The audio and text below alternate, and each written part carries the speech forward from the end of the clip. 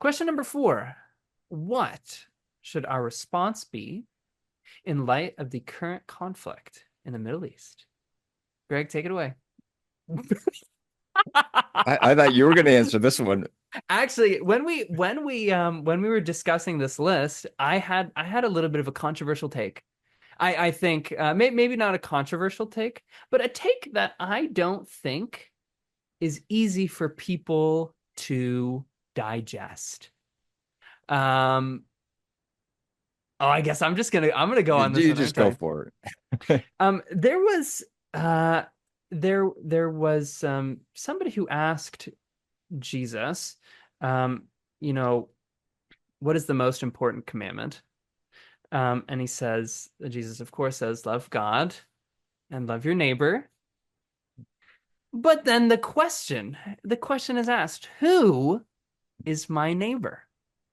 And Jesus, he gives this absolute wonderful illustration that has quite a bit of cultural richness to that time. He gives this parable of the Good Samaritan.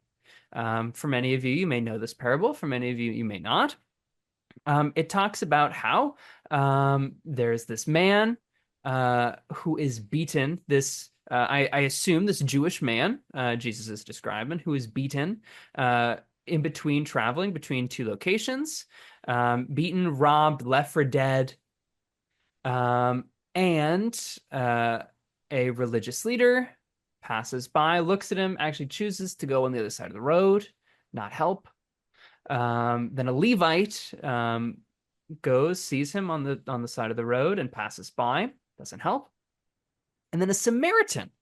Now, in that culture, the Jews and the Samaritans were not happy with each other. Actually, there was quite a bit of unrest and hatred between these groups of people.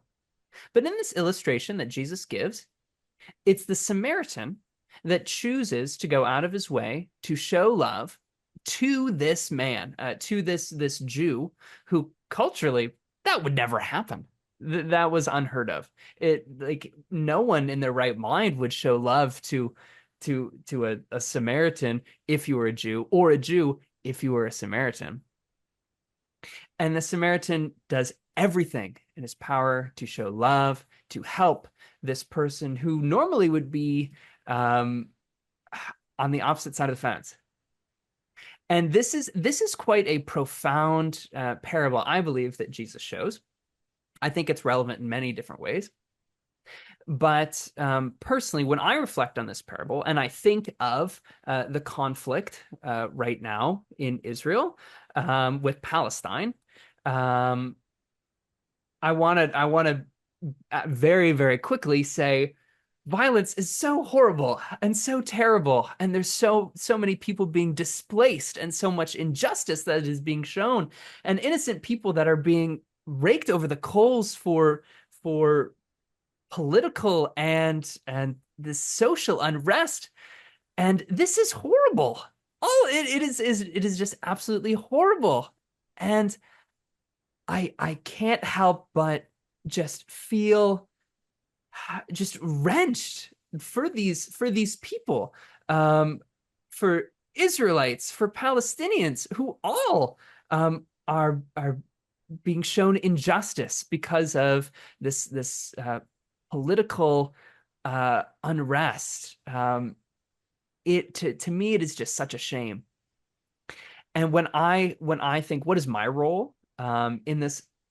If if I were crossing a road and I saw someone who needed help, and it was someone who maybe, you know what, I everybody in my culture would never help them. I see Jesus telling us to go out of our way to difficultly show love to people who we don't align with, no matter the history between us, no matter the difficulties in the past, or the present struggles. I would argue that Jesus would say to show love.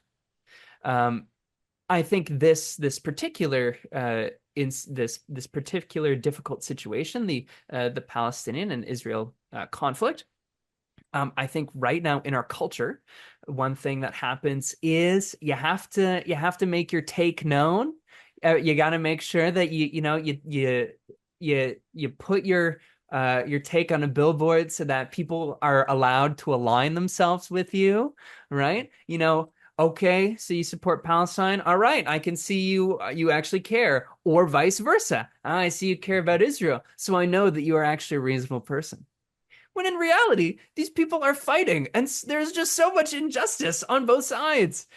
Ah, I think I don't know. I also kind of reflect on Habakkuk, which I've just kind of done some studying on.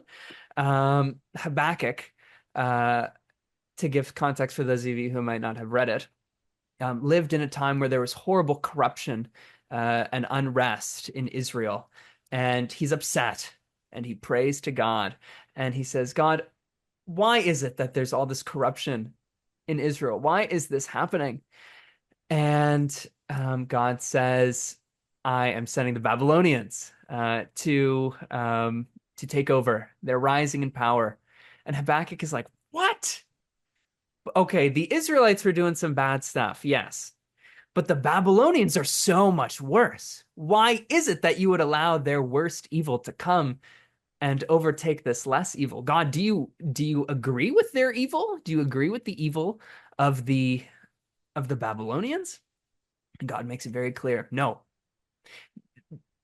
This corruption, this injustice in its very nature is self-destructive. And we've seen this with nations who do not care about God, that really only serve their own purpose. They will be their own end. And so when it comes to like the political side of it, that kind of corruption and injustice on either side, the people who inflict it, it's going to destroy them. That's not my job, I think, to help that along.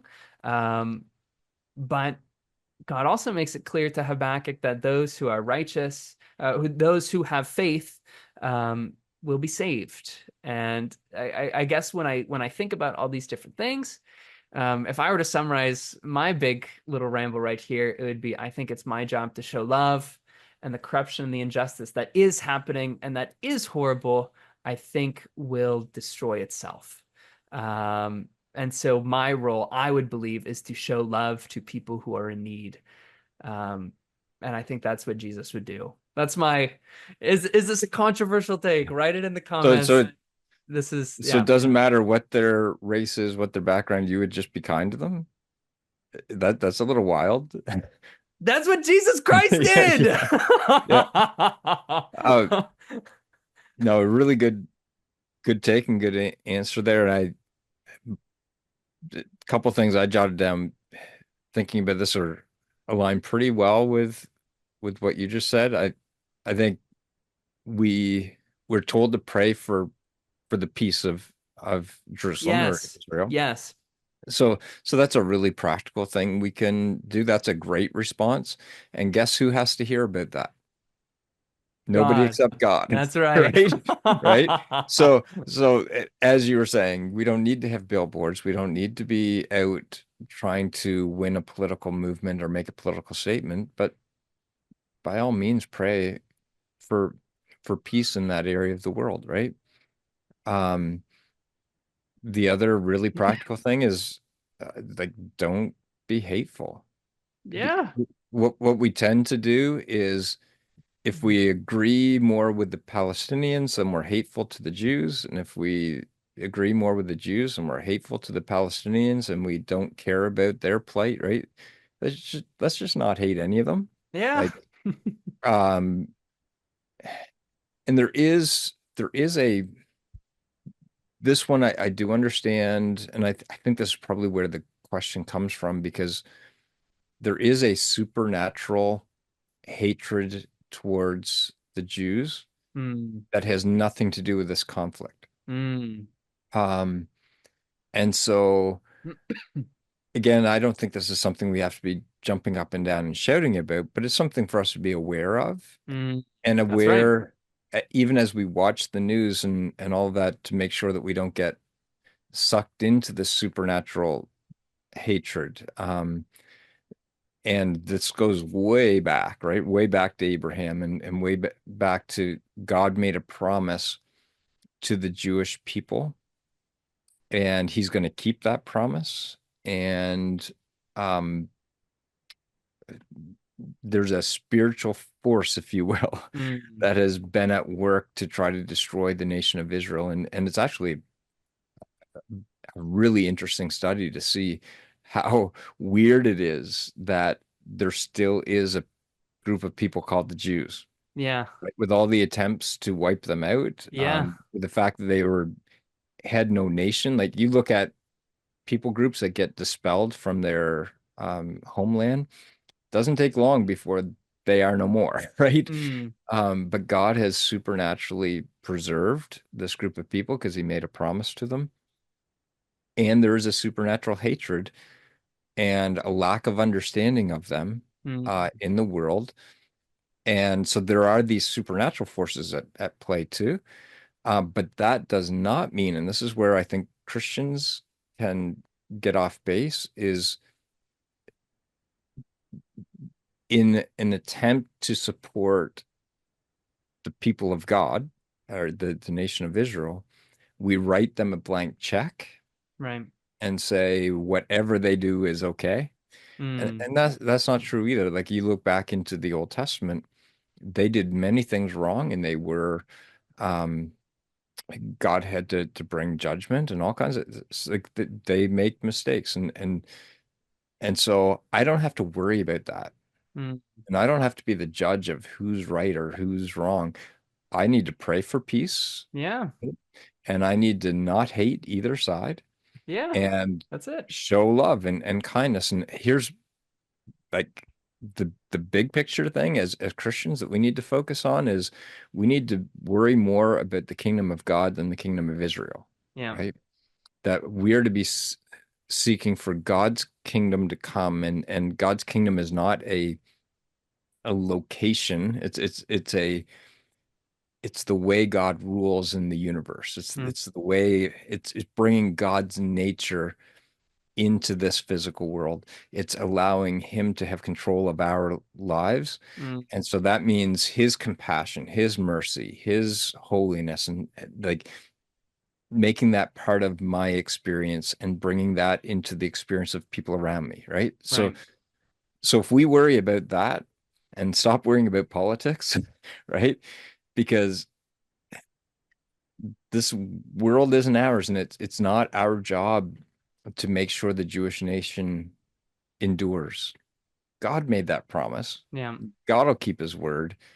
I just need to keep my head down and do what he called me to do, Yeah. right? And Yeah. that is to love people, whether they're Jew or Gentile, whether they're Palestinian or Israeli. Yeah. Yeah, We did it. there we go. Was that definitive? I Was don't that know. definitive? I think, In the yeah. comments, people can let us know. Let us know in the comments. Yeah.